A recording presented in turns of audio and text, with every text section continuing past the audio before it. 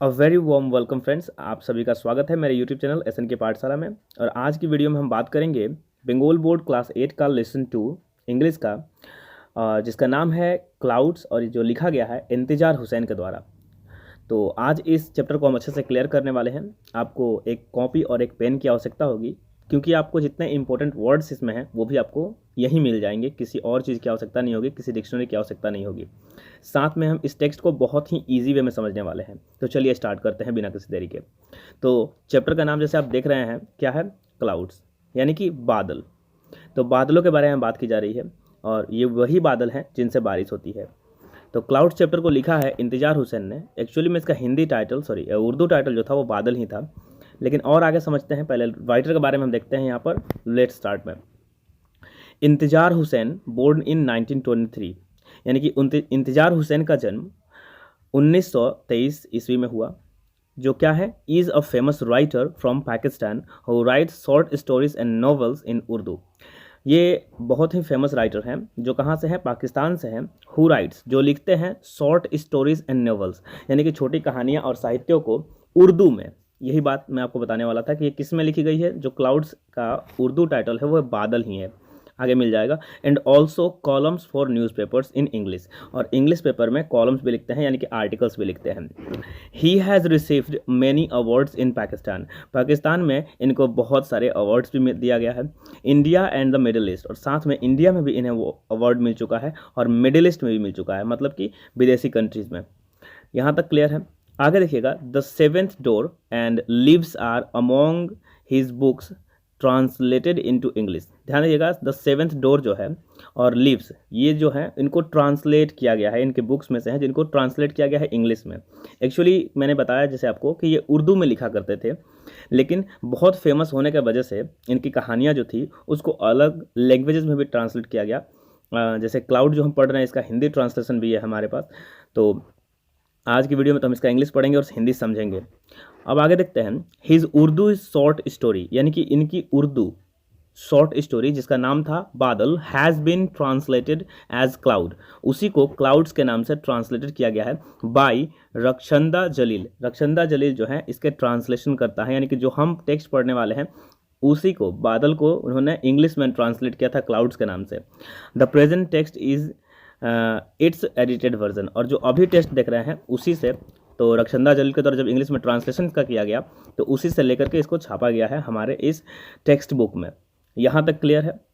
तो दो बातें याद रखनी है, इसको लिखने वाले इंतजार हुसैन हैं और इसको ट्रांसलेट करने वाले हिंदी इंग्लिश में रक्षंदा जलील है। क्लियर है। आगे हम कुछ बातों को ध्यान देते हुए चैप्टर को पढ़ेंगे। तो यहाँ मैं कुछ बताना चाहूँगा। पहले देखिए, लिखा हुआ है which season do you like the most, आपको कौन सी ऋतु सबसे ज़्यादा पसंद है। Name 3 objects of nature that are commonly seen in that season, और आपको यही बताना है कि 3 वे चीज़ें क्या हैं जो आपको उस ऋतु में देखने को मिलती है। मान लीजिए बारिश की बात की जाती हो, तो बारिश में क्या देखने को मिलता है, बादल, बारिश का होना और कीचड़, मिट्टी, सब बोल सकते हैं, नदियों में जल का भर जाना, ये सब कारण हो सकता है। तो उस तरह से आप एग्जाम्पल लेंगे। दूसरा नंबर क्वेश्चन है, from the list given below, नीचे जो लिस्ट दिया गया है ABC करके, point out the action that you dislike, वैसा एक्शन यानी कि वैसा काम जिसको आप पसंद ना पसंद करते हैं उसे आप डिसलाइक करेंगे, यानी पसंद नहीं करेंगे, उसको ही पॉइंट आउट करके दिखाना है। The most and give reason for your answer, और आपको उत्तर भी देना है कि क्यों आप पसंद नहीं करते हैं। जैसे देखिए ध्यान से, स्लीपिंग, सोना, क्या सोना आपको पसंद नहीं है? बिल्कुल है। प्लेइंग, खेलना पसंद नहीं है? बिल्कुल है। लेकिन किसी चीज़ के लिए इंतजार करना हमें बिल्कुल पसंद नहीं होता, क्योंकि कोई चीज़ हमें इंतजार करा कर दी जाए तो हमें पसंद नहीं आती है। तो ये स्टोरी भी इसी चीज़ पर बेस्ड है, ठीक है। तो ये स्टोरी किस पर बेस्ड है, तो समझिएगा कि this chapter is about a human feeling. ये चैप्टर जो है वो ह्यूमन फीलिंग के बारे में है, इंसान की भावनाओं के बारे में है।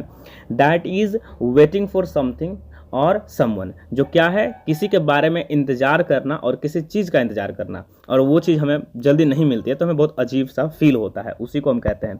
मान लीजिए आप बस स्टॉप पर खड़े हैं और बस आ ही नहीं रही हो, तो आपके मन में एक कैसी भावना का विकास होता है, उसी टाइप का ये चैप्टर है हमारा। स्टार्ट करेंगे, ध्यान से देखिएगा। कहानी की शुरुआत होती है, लेट्स रीड से। He wandered far in search of the clouds. He wandered, wandered का मीनिंग क्या होता है? भटकना, यहाँ से वहाँ बिना किसी सोच में ऐसी भटकते रहना, जाना घूमना को कहते हैं wondered.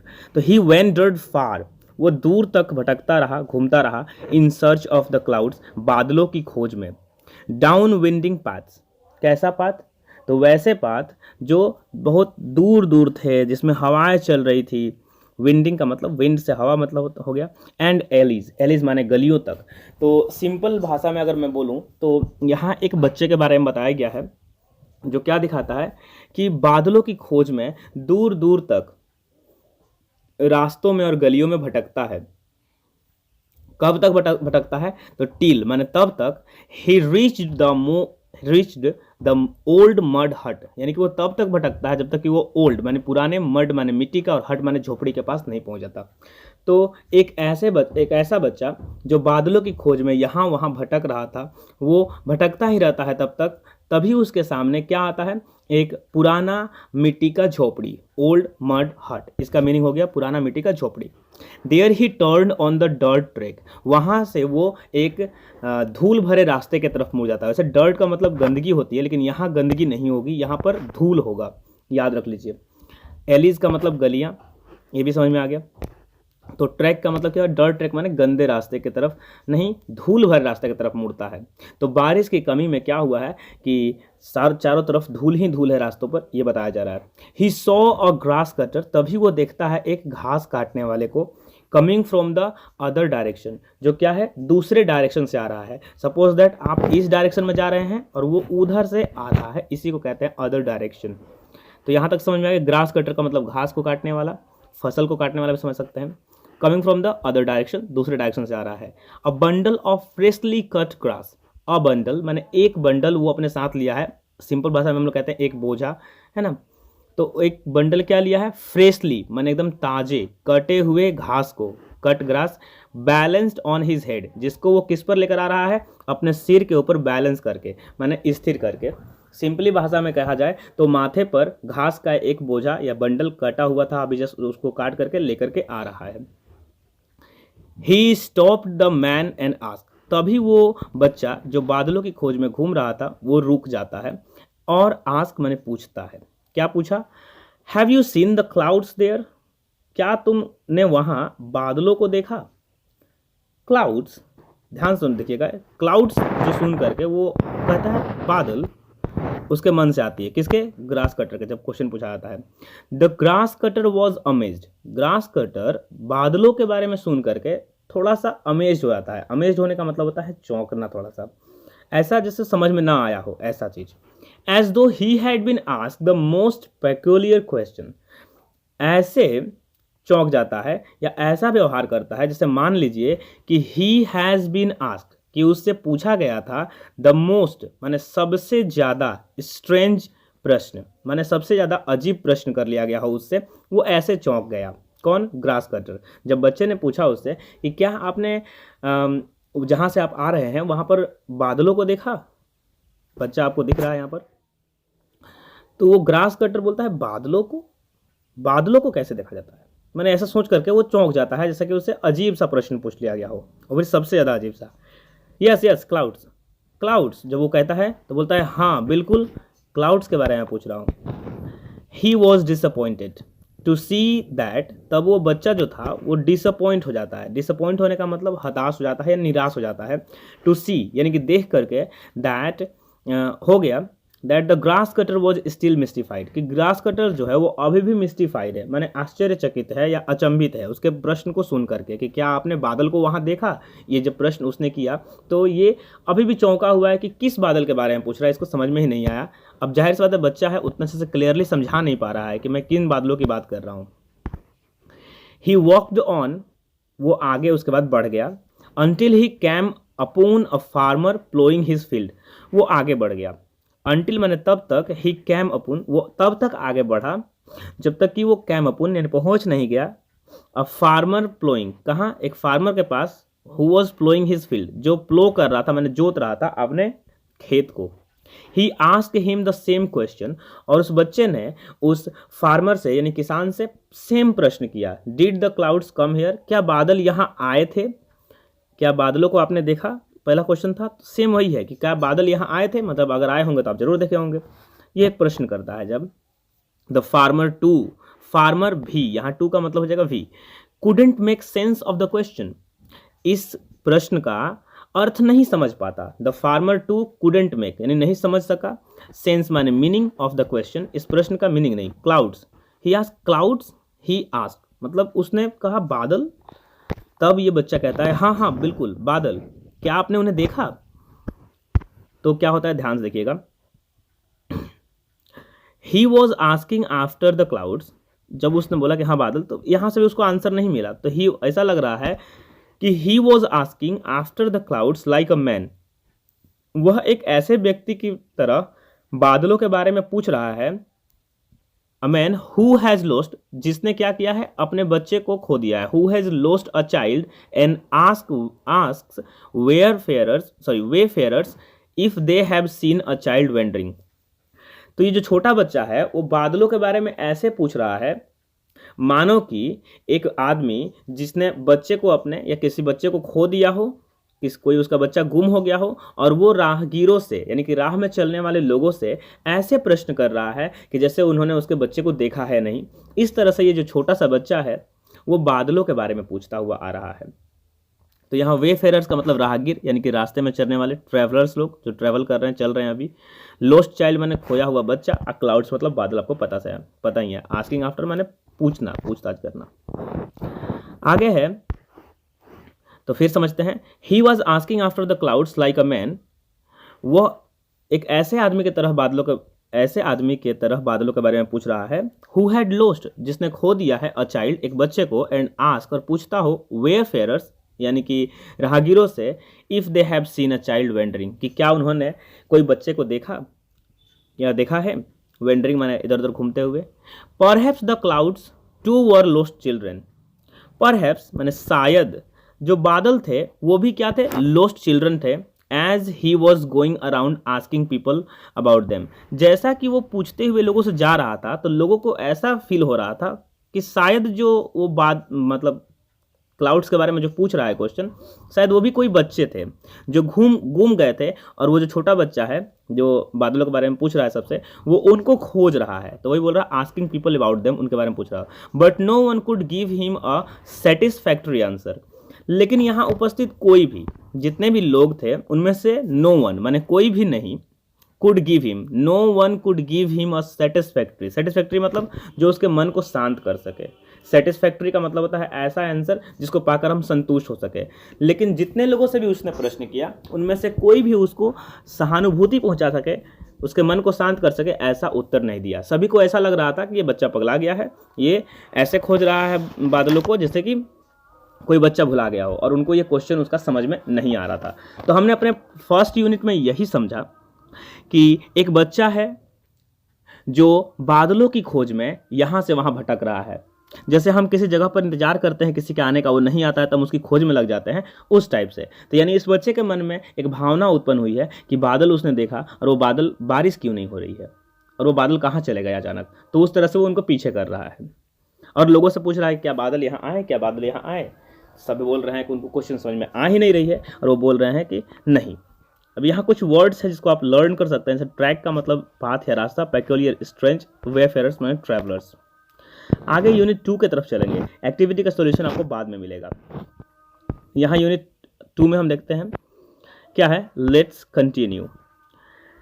His mother was the first he asked in the morning. तो देखिए ये कहानी एक्चुअली जो हमने अभी पढ़ी, उस कहानी का पहला पार्ट अब हमको मिल रहा है कि उसकी मम्मी जो थी वो पहली औरत थी, फर्स्ट पर्सन थी। फर्स्ट ही आस्क्ड उसने पूछा था इन द मॉर्निंग, सुबह में क्या पूछा था, Amma ji where have the clouds gone. Amma ji where have माने कहाँ चले गए हैं क्लाउड्स, कहाँ, where have the clouds gone माने बादल कहाँ चले गए, अम्मा जी बादल कहाँ चले गए।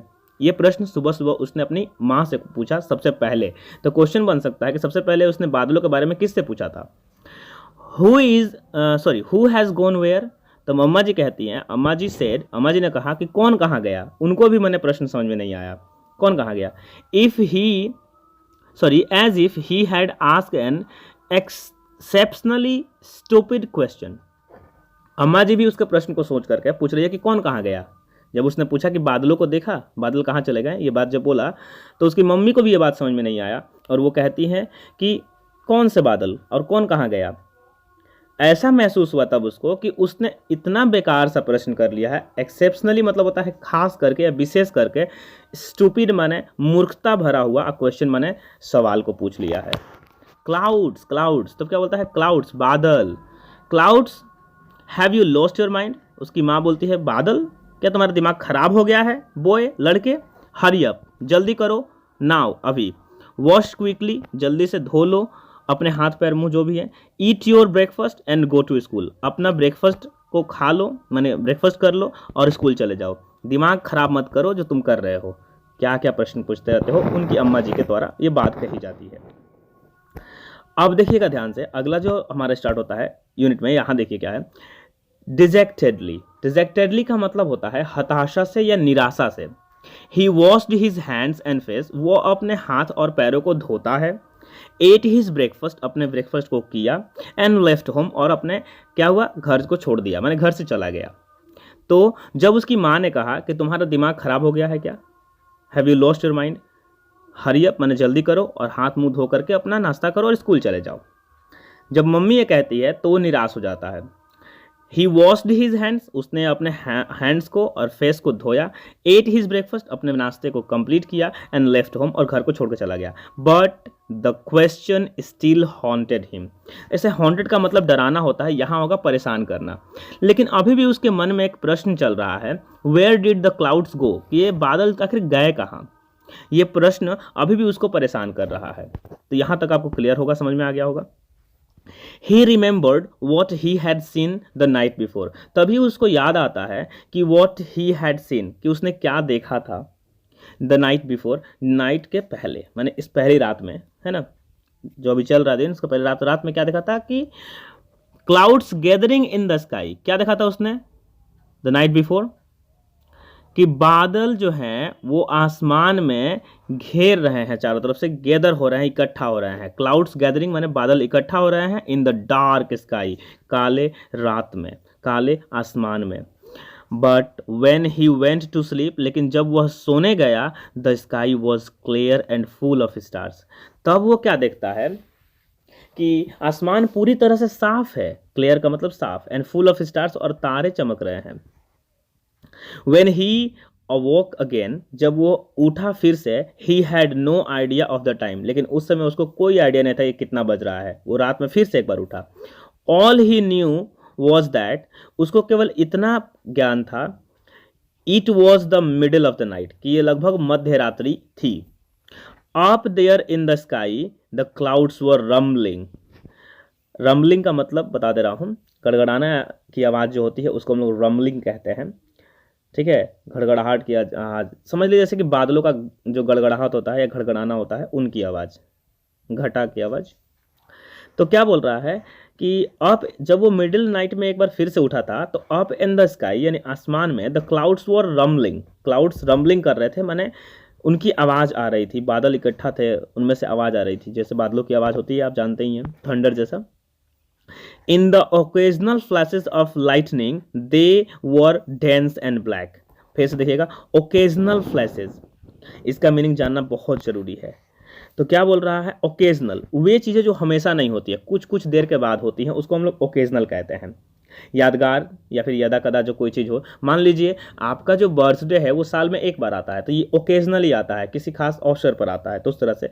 तो जब बिजली चमकती है तो क्या लगातार चमकती रहती है, जैसे बल्ब जलता है आपके घर में, बिल्कुल नहीं, ओकेजनली बिजली चमकती है, बिजली चमकी फिर अंधेरा हो गया, फिर कुछ देर बाद घटा में गर्जन हुआ, टकराव हुआ, और फिर से बिजली चमकती है, वैसा चीज़ हो रहा है। तो in the occasional flashes, flashes का मतलब क्या होता है, चमकना, किसका, बिजलियों का, ऑफ द लाइटनिंग माने बिजली। ओकेजनल माने थोड़ी थोड़ी देर पर क्या हो, वो देख रहा है कि बिजली चमक रही है और चारों तरफ लाइट फैल रहा है। दे वर डेंस माने वे ब्लैक थे, एंड सॉरी डेंस माने घने थे, एंड ब्लैक, और वो क्या थे, ब्लैक माने काले थे। इट लुक्ड एज इफ, यह ऐसा देखा या प्रतीत हुआ, इट विल बी रेनिंग, कि अब बारिश होने वाली है। तो उस बच्चे ने जब वो रात में उठा तो बिजली की चमचमाना, बादल का गड़गड़ाना, गड़गड़ाहट, इन सब को सुन करके उसने आइडिया ये लगाया कि बारिश होने वाली है, इट विल बी रेनी, यानी बारिश होगी, जैसा लगता है कि बारिश होगी। Rain will have ruined his sleep, he knew, rain will have, वो जानता था या जान चुका था कि ये जो बारिश है उसके मतलब, अब जाहिर सी बात है इसको बारिश पसंद है, तो ये बारिश होगी तो इसे जागने का मन करेगा, तो इसका स्लीप जो है, सोना जो है बर्बाद हो जाएगा। तो rain will have ruined his sleep, he new, वो जानता था कि बारिश उसके नींद को उड़ाने वाली है, उसके चैन को उड़ाने वाली है। When he got up in the morning, जब वह लेकिन सुबह उठा फिर से सोने के बाद, he was amazed, वो चौंक गया, वो अचंभित हो गया। आखिर क्यों हुआ अचंभित, यह समझते हैं। The sky was clear and empty, आसमान पूरा तरह से साफ था। क्लियर का मतलब साफ, और एम्प्टी माने खाली, आसमान में कुछ नहीं था। आसमान में क्या हम मानते हैं, बादल है, वो सब नहीं थे इसका मतलब। Not a trace of rain in the courtyard, और उसके आंगन में एक बूंद या एक निशान भी नहीं है रेन का। ट्रेस ऑफ रेन माने बारिश का निशान, एक भी निशान उसके कोर्टयार्ड में नहीं है कि बारिश हुई कि नहीं। ही वॉज सरप्राइज, वो चौंका हुआ था, एंड सैडेंड, और बहुत दुखी था। The clouds had moved across the sky without shedding a drop of rain, जो क्लाउड्स यानी जो बादल थे वो मूव्ड अक्रॉस द स्काई माने आसमान में इधर से उधर कहीं और चले गए थे। विदाउट शेडिंग, बिना गिराए एक बूंद पानी, अ ड्रॉप ऑफ रेन का मतलब हो गया एक बूंद पानी, शेड करने का मतलब गिराना यानी बारिश का होना, यहाँ पर मीनिंग है। तो बादल आसमान में इधर से उधर चले गए, कहाँ चले गए पता नहीं, और उन्होंने बारिश नहीं की। ये देख करके वो बहुत निराश हो गया। And it saddened him to think that he had fallen asleep, और वो और ज़्यादा दुखी होने लगा यह सोच के कि वो क्यों सो गया। ही हैड फॉलन अस्लीप, यो सो गया शायद इसीलिए। Had he stayed awake perhaps, अगर वो हैड ही स्टेड अवेक का मतलब क्या, अगर वह उठा होता परहैप्स तब शायद the clouds would not have disappeared like that, तो बादल इस तरह से गायब नहीं हुए होते। मतलब एक बच्चे के मन में क्वेश्चन चल रहा है कि मैं सोया इसीलिए बादल चले गए, अगर मैं जगता तो यहाँ बारिश करने के बाद जाते, डिसअपियर्ड नहीं होते, गायब नहीं होते। It would have been the season's first rainfall, और ये क्या होता, इस सीजन का पहला बारिश होता है, पहला रेनफॉल होता, मैंने सबसे इस मौसम में सबसे पहली बारिश होती है, और उसको ये देख पाता अपने आंखों से, लेकिन वो सो गया और बादल चले गए और बारिश नहीं हुई। The month of the rains was slipping away, इस तरह से जो पानी माने बारिश का जो मौसम होता है वो स्लीपिंग अवे, गुजर रहा था, यानी कि खत्म हो रहा था। He looked up once again at the skies, वो फिर से आसमानों की तरफ एक बार देखा। Not a single patch of cloud, single patch याद रखिएगा, सिंगल पैच का मतलब क्या होता है। पैच का मीनिंग होगा कि उस छोटे छोटे धब्बों को हम लोग पैचेस कहते हैं। जैसे कि मान लीजिए कोई आप गाय वगैरह अपने घर में देखते हैं जिसके शरीर पर क्या होता है, काले भूरे रंग की धारियाँ होती है, कुछ गोले गोल गोल ऐसे, ठीक है ना, एग्जाम्पल देख के समझ जाइएगा, ठीक है। तो उन पैचेस का बात हो रहा है कि एक छोटा सा बूंद भी नहीं है, एक निशान भी नहीं है, किसका, बादल का। बारिश का मौसम पार हो रहा है और आसमान में बादल ही नहीं है। Not a single patch of cloud, एक छोटा झुंड भी नहीं है, मतलब बादलों का जो दिखे उस आसमान में। The sun beat down on his head from a clear sky, और जो सन है वो ऊपर से आसमान से उसके सर के ऊपर एकदम बीट डाउन मतलब होता है भयंकर रूप से गर्मी को बरसा रहा है। सन बीट डाउन का मतलब हो गया इन द फायर्स हीट, और इस भयंकर उग्र और प्रचंड किसमें, फायर्स का मतलब हो गया गर्मी में, हीट में। ही वॉक्ड बिटवीन द फील्ड्स, और वो क्या कर रहा है, बिटवीन द फील्ड्स माने खेतों के बीच यहाँ से वहाँ घूम रहा है बादलों की खोज में। His body was on fire, अब इतनी गर्मी बढ़ चुकी है कि उसका शरीर ऐसा लग रहा है कि तवे पर रखी हो या गर्म हो गई है पूरी, क्यों, क्योंकि आग निकल रहा हो। हिज थ्रोट ड्राई, और उसके गले जो है वो सूख चुके हैं, चॉक्ड हो चुके हैं। आफ्टर क्रॉसिंग सेवरल फील्ड्स, और इस तरह से कई मैदानों को, बहुत सारे मैदानों को, बहुत सारे खेतों को वो पार करता है, तब उसे क्या देखता है, he saw a large tree in whose shade a Persian wheel turn gently, तब वहाँ जब कई खेतों को पार करता है वो, तो उसे दिखता है एक बड़ा सा पेड़, a large tree, in whose shade, जिसकी छाया में एक पर्शियन व्हील है। पर्शियन व्हील क्या होता है, मैं आपको ऊपर फोटो दिखा देता हूँ, ध्यान से देखिए। ये पानी निकालने के लिए बनाई जाती है, एक वाटर वेल के नाम से भी इसे जाना जाता है, और ख़ास करके ये मिडिल ईस्ट में, यानी कि American countries, sorry western countries में फेमस है ये। मान लीजिए यहाँ पर आपका तालाब है, इसमें से ये चक्की घूमती रहती है और पानी को उठाती रहती है, फिर वो पानी इसी में गिरता है, इस तरह से, समझ में आ गया, गोल गोल करके चलती रहती है। इसी को कहते हैं हम लोग पर्शियन वेल। अब जाहिर सी बात है किसी चीज़ का नाम रखा जाता है क्यों इस टाइप का, क्योंकि वो उसका खोज वहाँ सबसे पहले हुआ हो, तो पर्शिया से आया हुआ है। आगे समझते हैं। पूरी गर्मी के बारे में बात चल रही थी, हम ध्यान से देखते हैं। यहाँ पर लास्ट में चल रहे हैं हम लोग, क्या है कि सॉरी थोड़ा सा लेट हो रहा है। हाँ, तो हम लोग थे, He saw a large tree in whose shade, उसने देखा एक बड़े पेड़ को जिसकी छाया में एक पर्शियन व्हील थी, जो ऊपर मैंने आपको दिखाया, टर्न जेंटली, जो धीरे धीरे चल रही थी। It was like he had reached an oasis, यह ऐसा था मानो वह क्या हुआ हो, रेगिस्तान में ऐसी जगह पहुंच गया है जहां पर पेड़ और जल हो, रेगिस्तान में पानी उसको मिलना, ऐसा फील हुआ, ओआसिस जैसा।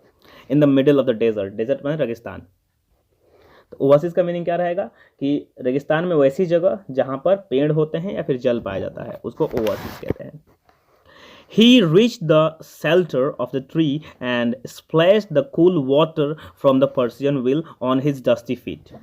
He reached, वो पहुंचा, the shelter of the tree, उस पेड़ की छाया में, शेल्टर मतलब छाया, स्प्लेश्ड मतलब होता है फुहारे उड़ाना, यानी कि हम लोग जैसे पानी लेकर हाथ में कैसे चेहरे पर डालते हैं फेंक करके, उसको स्प्लैश कहते हैं। द कूल वाटर माने ठंडा पानी, फ्रॉम द पर्शियन व्हील का मतलब, पर्शियन व्हील माने उसी व्हील से जिसका मैंने बात बताया, जिससे पानी चल रहा था अभी। और साथ में कहाँ डालता है, Persian wheel on his dusty feet, dusty माने गंदे पैरों पर, क्योंकि वो धूल भरे खेतों से गुजरता हुआ आया था। Then he washed his hands, उसके बाद वो अपने हाथों को धोता है, एंड फेस, चेहरे को धोता है, एंड ड्रैंक हिज फिल, और तब तक पीता है जब तक कि वो पूरा तरह से फील ना हो जाए, यानी उसका मन ना भर जाए। फील का मतलब यहाँ पर होता है सेटिस्फैक्शन प्राप्त करना, माने गर्मी में पानी मिल जाए तो सोचिए कैसा फील होता है, तब तक हम लोग पीना चाहते हैं जब तक कि मन भर ना जाए। तो यहाँ ओआसिस का मीनिंग देखिए, an area in desert with water and tree, माने कि एक ऐसा एरिया डेजर्ट में जहाँ पर पानी और पेड़ पाए जाते हैं। पर्शियन व्हील का मतलब होता है अ सिंपल वाटर व्हील, ये वाटर व्हील है जो utilising the power of following water, जिससे हम लोग फॉलोइंग वाटर माने गिरता हुआ पानी जो होता है, मैं सॉरी फॉलोइंग वाटर मतलब चलता हुआ पानी जो होता है उसमें लगा देते हैं, तो वो अपने आप पानी के चलते हुए चलते रहता है। अब फील का मतलब सेटिस्फैक्शन तक ले पीना, पूरा मन भर के पीना। लास्ट यूनिट में हम पहुँचने वाले हैं और यहाँ पर स्टोरी का लास्ट पार्ट स्टार्ट होता है, जहाँ हम समझने की कोशिश करेंगे पानी के बारे में। देखिएगा, रिफ्रेश्ड, जब वो पूरा तरह से पानी पी लिया, अब उसको रिफ्रेश्ड लग रहा है, मैंने तरोताजा हो गया फिर से। ही लुक्ड अराउंड, वो चारों तरफ देखा। An old man set on a wall by the Persian wheel, उस पर्शियन व्हील के पास एक दीवार थी और उस दीवार पर एक बूढ़ा व्यक्ति बैठा था। He looked at the old man, उसने ओल्ड मैन की तरफ देखा, wanting टू से समथिंग, कुछ कहना चाहता था, बट हेजिटेटेड, हेजिटेटेड का मतलब कुछ करने या कुछ कहने से पहले जो हम लोग के मन में झिझक होती है, कुछ रुकावट होती है, बाधा होती है, उसी को कहते हैं। अब इतने लोगों से वो जब प्रश्न करके पूछा था कि बादल कहाँ गए, तो कोई इसका आंसर नहीं दिया था, यहाँ तक कि वो समझ भी नहीं पाए थे कि ये क्या बोल रहा है। तो इसके मन में दुविधा थी कि ये इनसे पूछे कि नहीं पूछे, ये पूछना चाहता है लेकिन दुविधा का है, साथ में डिलेमा है। फाइनली ही आस्क्ड, लेकिन अंततः वो पूछ ही डालता है, did the clouds come here, क्या बादल यहाँ आए थे? उसने लास्ट अंततः यह प्रश्न कर ही दिया। ध्यान सुनिएगा।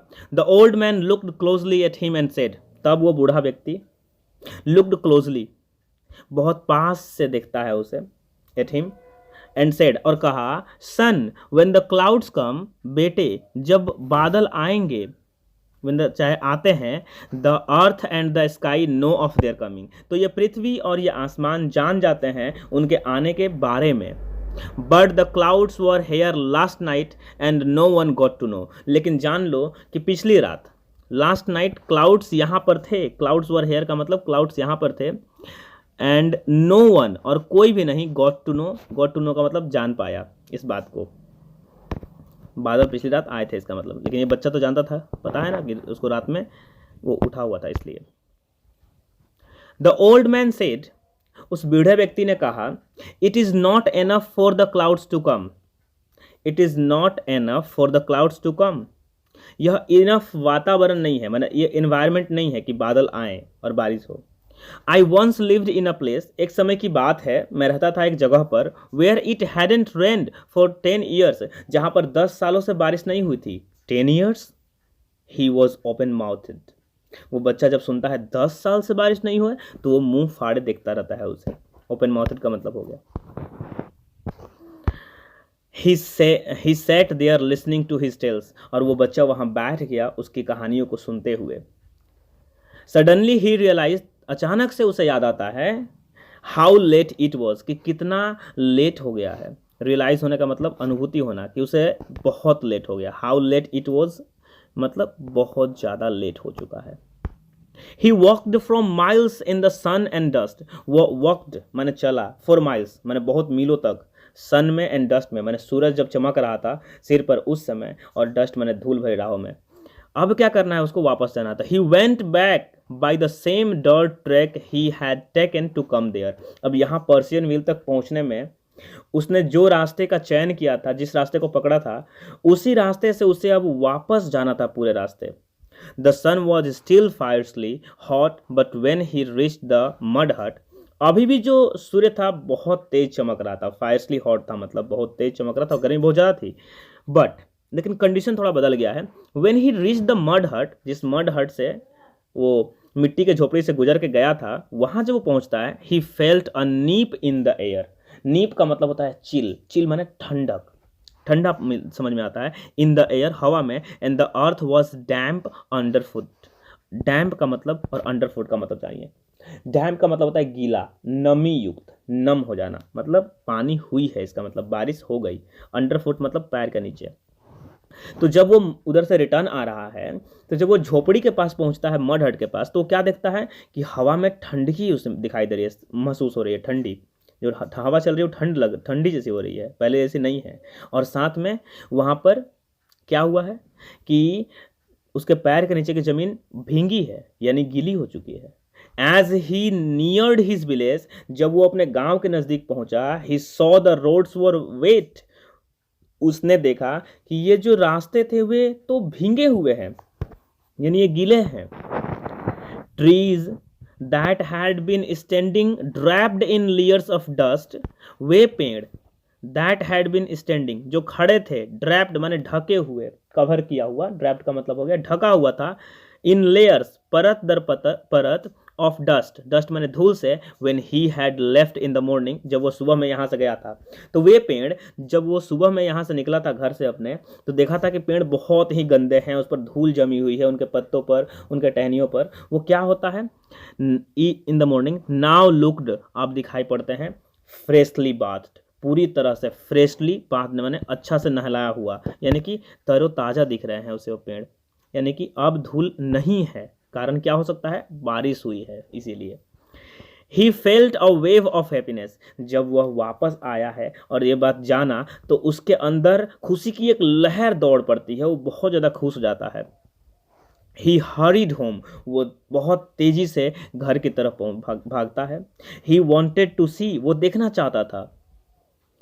हाउ फ्रेश एंड क्लीन, कितना ज़्यादा तरोताज़ा, एंड क्लीन माने साफ, the jamun tree in his court yard looked, कि उसके जो कोर्ट यार्ड में, आंगन में जो जामुन का पेड़ है, जैसा कि आप चित्र में देख पा रहे हैं, वो कितना ताज़ा हो चुका है, कितना साफ हो चुका है, कितना फ्रेश हो चुका है, वो देखना चाहता था। इसलिए वो बहुत हरीडली निकल गया, माने बहुत तेज़ी से निकला। आगे पढ़ेंगे। व्हेन ही गॉट होम, जब वह घर पहुंचा, ही सॉ दैट, उसने देखा कि the rain had changed everything. तो जब वह घर पहुंचा, when he got home, he saw that, उसने देखा, द रेन हैड चेंज्ड, बारिश ने बदल दिया था, एवरीथिंग माने हर एक चीज को। The jamun tree stood clean and scrubbed, freshly showered, and Amma ji was saying, ध्यान से सुनिएगा कि द जामुन ट्री, वो जो जामुन का पेड़ था जो उसके आंगन में था, स्टूड क्लीन, वो भी क्या था, खड़ा था। स्टैंड का सेकंड फॉर्म स्टूड, क्लीन माने पूरा साफ, स्क्रब्ड माने ऐसा कोई रगड़ रगड़ के उसको साफ किया हुआ ऐसा फील हो रहा था, फ्रेशली माने तरोताजा दिख रहा था, शावर्ड माने नहाया हुआ, तरोताजा नहाने के कारण दिख रहा था। And Amma ji was saying, अम्मा जी क्या कहती है, उसे कह रही थी, that was a good shower, thank God, कि ये बहुत ही अच्छी बारिश हुई, इसके लिए भगवान तुम्हारा धन्यवाद, तुम्हारा शुक्रिया। Rain drops were still rolling of, और रोलिंग ऑफ का मतलब किसी चीज़ से छटक के गिर रही थी, तो कहाँ से, तो रेन ड्रॉप्स, बारिश की बूंदे, still rolling off the leaves of the jamun, तो उस जामुन के पेड़ की पत्तियों से जो पानी की बूंदे थी अभी छिटक छिटक के गिर रही थी नीचे। He stood beneath the tree, और वो पेड़ के नीचे खड़ा था। And let them fall on his head, और अपने सिर पर, एंड फेस, अपने चेहरे पर उन्हें पड़ने दे रहा था। मैंने जब बारिश होती है तब पेड़ के नीचे आप खड़ा होंगे, तब बारिश बंद होने के बाद भी उससे पानी रिसता रहता है, टपकता रहता है, उसी की बात हो रही है। He raised his eyes to the sky and saw it clear. उसने अपनी आंखों को ऊपर किया आसमान की तरफ, and saw, और देखा, it clear, कि ये पूरा साफ है। saw it clear का मतलब पूरा साफ था। Without even a wisp of cloud, फिर से सिंपल, wisp of cloud का मतलब होता है लॉन्ग थिन, पतले पतले बादल, मतलब जब बारिश नहीं होती है तो बहुत छीटे फुट थोड़ा मोड़ा जो बादल दिखते हैं उसी को wisp of cloud कहा जाता है। He had walked so far, वह, उसने यात्रा की, वह चला बहुत दूर तक, in the dust, धूल में, and sun, और सूर्य की गर्मी में, in search of the clouds, बादलों की खोज में। कहाँ कहाँ चला, तो बहुत दूर तक चला, फील्ड्स में, लैंड्स में, रास्तों पर, साथ में सूर्य बहुत तेज चमक रहा था, किसकी खोज में, बादलों की खोज में। एंड इन हीज एब्सेंस, और उसकी अनुपस्थिति में, यानी कि जब वो यहाँ पर नहीं था, दे हैड कम, वो आए, सेड देयर रेन, बारिश हुई, माने आए, बादल आए और बारिश किए, एंड गोन अवे, और चले भी गए। तो इस तरह से ये कहानी का लास्ट ही पार्ट था जो खत्म होता है। तो कैसे आप समझ सकते हैं कि जब हमें किसी चीज़ की चाह होती है और वो हमें टाइम पर नहीं मिलता तो हम विचलित हो जाते हैं, थोड़ा हड़बड़ा जाते हैं इस चीज़ को लेकर के कि क्यों ऐसा नहीं हो रहा है। ये कहानी इंटरेस्टिंग तो है ही, लेकिन ह्यूमन फीलिंग को बताने के कारण इसमें एक अलग ही टच है, जहाँ एक ऐसा सेंस हमें समझ में आता है कि जब हम किसी चीज़ का इंतज़ार करते हैं तो उसके लिए हमारे अंदर की तड़प और कितनी बढ़ जाती है, उसके लिए हम कुछ भी कर गुजरते हैं। जैसे कि एक छोटे बच्चे ने कई मीलों का रास्ता तय कर लिया इसकी खोज में, और जब वो घर आता है तो ये चीज़ ऑलरेडी हो चुकी है, एक अलग ही खुशी मिलती है उस चीज़ को देख करके। तो यहाँ ये चैप्टर खत्म होता है। कुछ वर्ड सेंस, रिफ्रेश का मतलब रिवाइव्ड, फिर से तरोताजा होना, नीप माने चिल, ड्रैप माने कवर्ड, खत्म होता है। आगे की जो वीडियो आएगी उसमें हम लोग क्वेश्चन आंसर को देखेंगे, सारे एक्टिविटीज़ को मैं उसमें सॉल्व करा दूंगा। तो आप चैनल को सब्सक्राइब कर सकते हैं। वीडियो पसंद आई हो, मैं समझाने का तरीका अच्छा लगा हो तो आप चैनल को सब्सक्राइब करके रख सकते हैं, साथ में बेल आइकन को हिट कर सकते हैं, और अपने दोस्तों के साथ शेयर करना बिल्कुल ना भूलें, ताकि वो भी घर बैठे ही ऐसे ही अमेजिंग वे में आसानी से इस चैप्टर को पढ़ सकें और इसका फ़ायदा उठा सकें। मिलेंगे एक नई वीडियो में, टिल देन टेक केयर, जय हिंद।